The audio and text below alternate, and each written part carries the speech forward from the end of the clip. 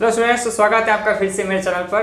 तो आज इस वीडियो में बात करने वाले हैं हम इम्पॉर्टेंट टॉपिक है जो आपको समझ में नहीं आता, वो है आपका इंडक्टिव इफेक्ट, जो कि बहुत ही कंफ्यूजन टॉपिक है। इंडक्टिव इफेक्ट, ठीक है, प्लस आई और माइनस आई इफेक्ट, ठीक है। इसमें कंफ्यूज हो जाते हैं बहुत सारे बच्चे कि प्लस आई इफेक्ट में और माइनस आई इफेक्ट में कौन सा कब क्या आता है, ठीक है। तो मैं आपको अच्छे तरीके से बताऊँगा, तो पूरी वीडियो लास्ट तक जरूर देखना, तब आपको अच्छे से समझ में आएगा, ठीक है। तो चलो शुरू करते हैं। तो देखो, इंडक्टिव इफेक्ट का मतलब क्या होता है, इसमें क्या होता है, मैं ऐसे एग्जांपल अगर लेके बताऊं आपको, CH3 CH2 CH2 Cl, ठीक है।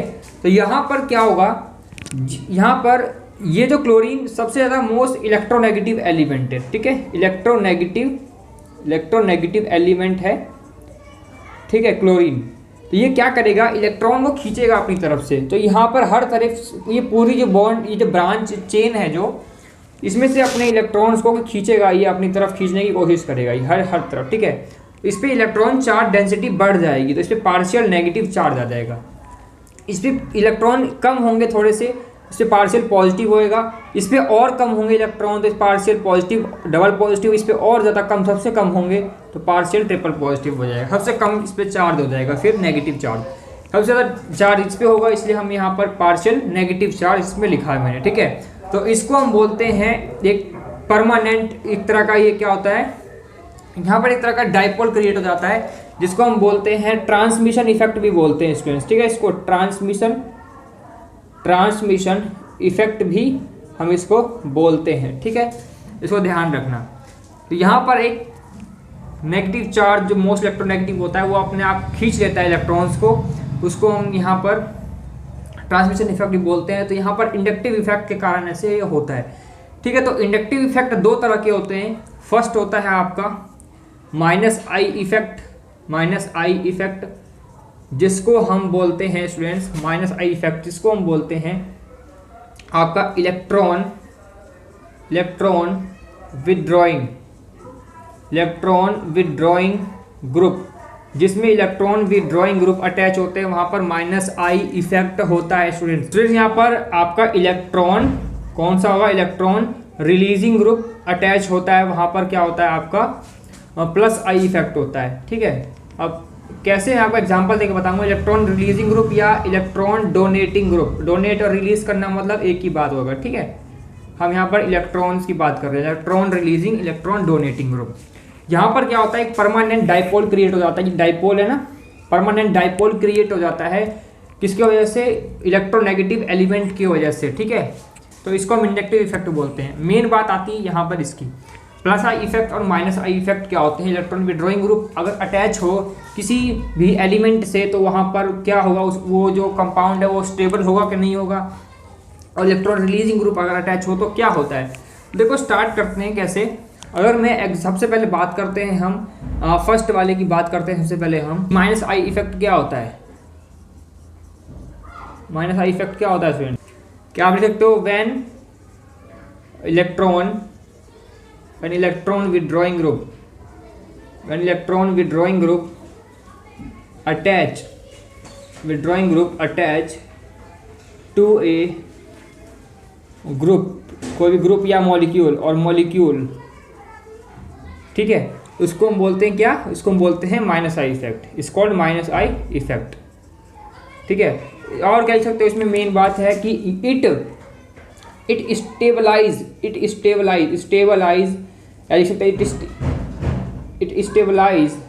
The carboxylate ion.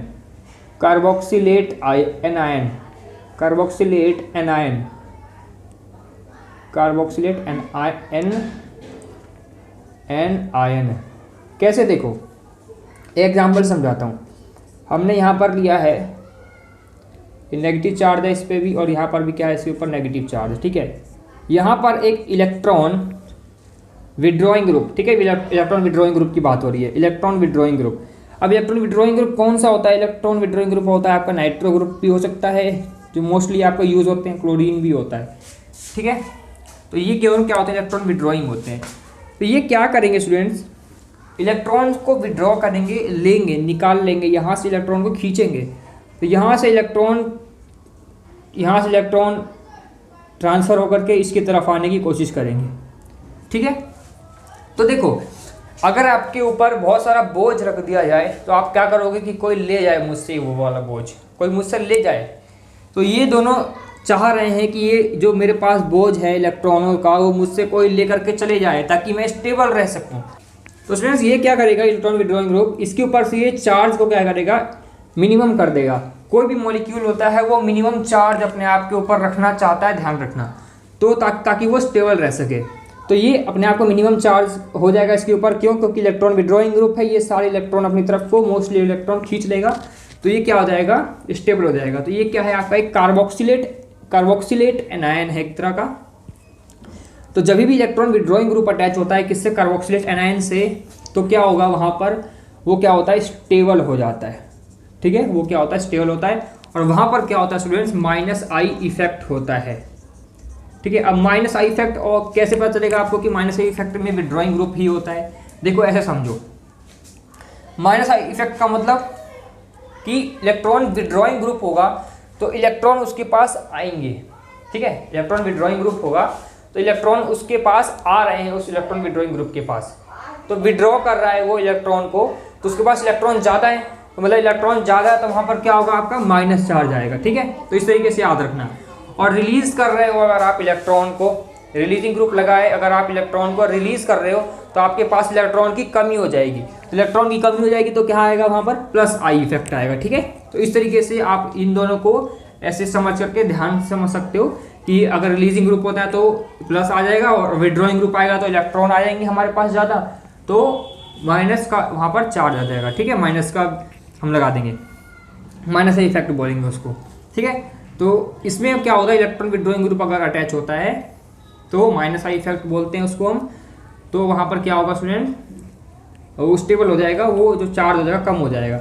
लेकिन अगर यहीं इसमें इलेक्ट्रॉन रिलीजिंग ग्रुप अटैच हो, इसमें कार्बन के साथ ऐसे, ठीक है, ऐसे कार्बन के साथ अटैच हो, तो पहले से ही इसके ऊपर इतना चार्ज है, आप और रिलीज कर रहे हो इलेक्ट्रॉन और दे रहे हो, ले भाई ले भाई ले और इलेक्ट्रॉन ले, तो क्या होगा, स्टेबल होगा क्या ये? नहीं, ये क्या हो जाएगा, डिस्टेबल हो जाएगा, डिस्टेबल। ठीक है, या लिख सकते हो नॉट स्टेबल। ठीक है, कोई भी लिख सकते हो दोनों में से। इसको हम बोलते हैं क्या, ये क्या आपका, ये +I इफेक्ट हो जाएगा आपका, +I इफेक्ट। इसने क्या किया, इलेक्ट्रॉन्स को रिलीज कर दिया। अब इसके पास इलेक्ट्रॉन्स नहीं है इसलिए यहाँ पर +I इफेक्ट बोलते हैं इसको। इसने क्या किया, इलेक्ट्रॉन को ले लिया, इसके लिए यहाँ पर इलेक्ट्रॉन ज़्यादा हो गए, इसलिए हम यहाँ पर बोलते हैं -I, इसको बोलते हैं इसलिए +I इफेक्ट। ठीक है, तो इसमें आप +I इफेक्ट में हम यहाँ क्या लिख सकते हो, इलेक्ट्रॉन रिलीजिंग ग्रुप, यहाँ लिख सकते हो electron releasing group attach to a molecule, then +I effect.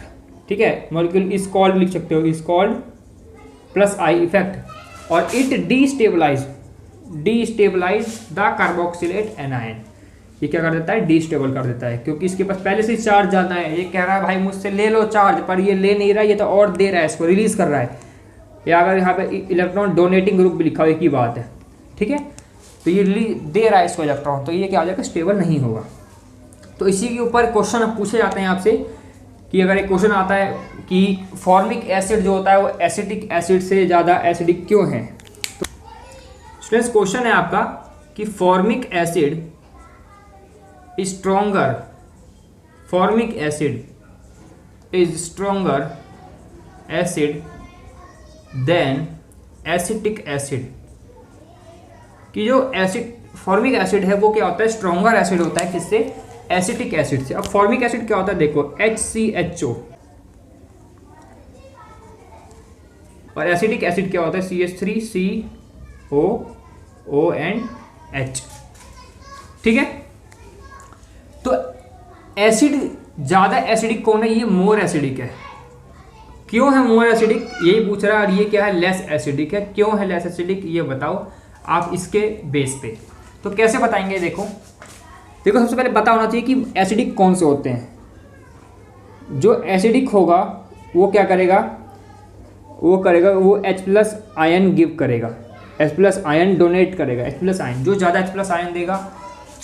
Which give more acidic कौन सा होगा स्टूडेंट्स, जो मोर H+ आयन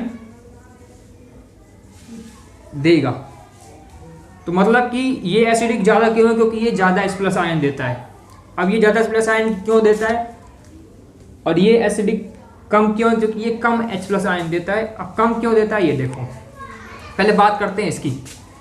यहाँ पर हम बॉन्ड ऐसे लगा सकते हैं, देखो O के पास H, ये वाला हमें H निकालना है और ये वाला H हमें निकालना है। ये वाला H निकलेगा तो H+ होगा, ये वाला यहाँ से H निकलेगा तो यहाँ से H+ निकालना है, यहाँ से H+ निकालना है।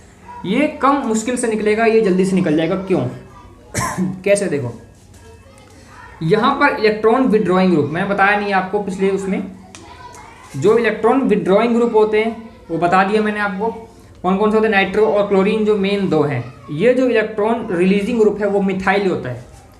मिथाइल ग्रुप जो होता है इलेक्ट्रॉन रिलीजिंग ग्रुप होता है, ठीक है, याद उसमें नोट कर लेना आप, जो पहले मैंने बताया आपको। ये क्या करेगा, इलेक्ट्रॉन रिलीज करेगा। अब ये इलेक्ट्रॉन दे रहा है इसको, तो इसके पास इलेक्ट्रॉन चार्ज डेंसिटी बढ़ जाएगी ना स्टूडेंट्स, ऑक्सीजन पर, कार्बन पर ऑक्सीजन पर इलेक्ट्रॉन चार्ज डेंसिटी बढ़ जाएगी। तो इलेक्ट्रॉन चार्ज डेंसिटी बढ़ जाएगी तो ये और इसको हाइड्रोजन को अपनी तरफ से खींच करके रखेगा, पकड़ के रखेगा, वो जाने नहीं देगा।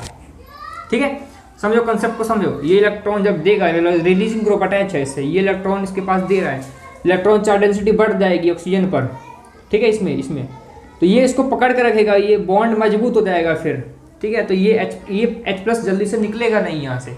लेकिन यहाँ पर सिर्फ हाइड्रोजन है, कोई भी इलेक्ट्रॉन रिलीजिंग ग्रुप अटैच नहीं है, ठीक है, ना कोई भी इलेक्ट्रॉन विड्रॉइंग ग्रुप है, तो यहाँ पर उससे कोई फर्क नहीं पड़ेगा। तो आसानी से यहाँ पर ये H+ रिमूव हो जाएगा as compare to acetic acid के। एक और क्वेश्चन आपको पूछा सकता है कि chloro acidic acid, CH chloro acetic,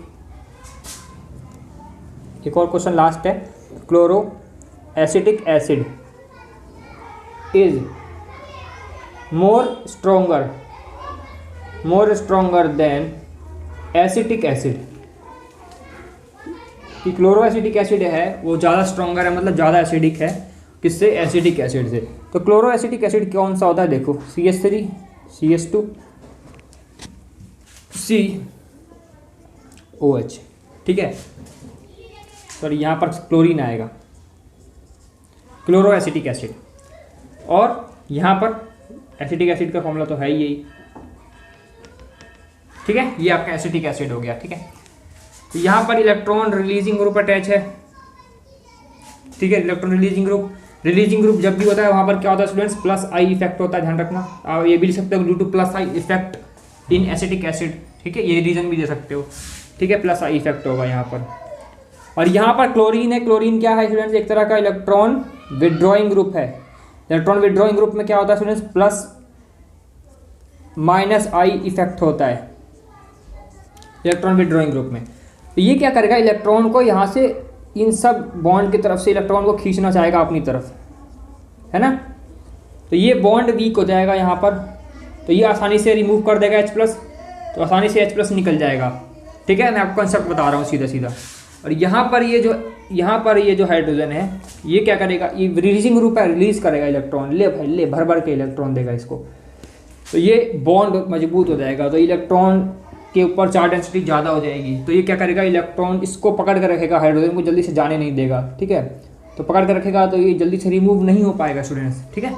तो यहाँ पर डिफ़िकल्टी होगी यहाँ पर, तो इसलिए लेस एसिडिक होगा और ये जल्दी से डोनेट कर देगा H+, जल्दी से, ठीक है। तो ये क्या होगा, मोर एसिडिक होगा, मोर एसिडिक, ये लिख सकते हो स्ट्रॉन्गर होगा, ठीक है। तो इस तरीके से हम इसको समझ सकते हैं। तो आप लिख सकते हो due to the -I effect in chloroacetic acid it can there is electron charge density decrease, electron charge density decreases on oxygen OH bond, so it can easily donate H+ ion, and due to the +I effect of the acidic acid on OH bond, so there is electron charge density increase on OH bond, so it do not donate easily H+ ion, ठीक है। So this is less acidic. तो आप इसको इस तरीके से reason लिख सकते हो इसके अंदर, ठीक है। तो इस तरीके से हम पढ़ते हैं इंडक्टिव इफेक्ट को, ठीक है। तो आई होप स्टूडेंट्स आपको समझ में आया होगा अच्छे से। तो समझ में आया स्टूडेंट्स तो वीडियो को लाइक करें, और समझ में अगर आया तो कमेंट करके बताएं जरूर, ठीक है। और नेक्स्ट आपको किस पे वीडियो चाहिए वो आपको जरूर बताइए, और चैनल को सब्सक्राइब करिए और नोटिफिकेशन बेल आइकन दबाइए, ठीक है। तब तक के लिए पढ़ते रहिए। Thank you for watching.